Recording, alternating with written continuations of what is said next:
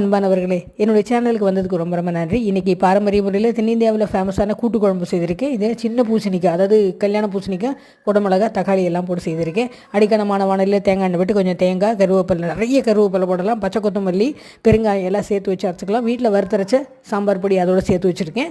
அதுக்கப்புறம் அதை தனியாக ஆற வச்சு எடுத்துக்கணும். அப்புறம் மிக்சியில் போட்டு அரைச்சி நல்லா நைஸாக அரைச்சி வச்சுக்கலாம்.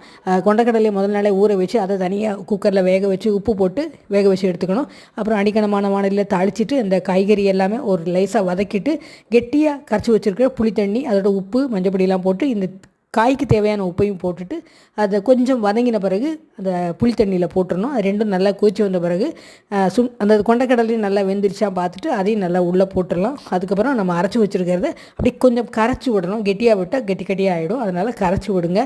அது மேலாப்பில் திருப்பியும் அந்த இதை கருவேப்பிலை, கொத்தமல்லாம் போட்டு பெருங்காயம் போடுங்க. செம்மையாக இருக்கும். டேஸ்ட் பண்ணி பாருங்கள், செய்து பாருங்கள். நன்றி.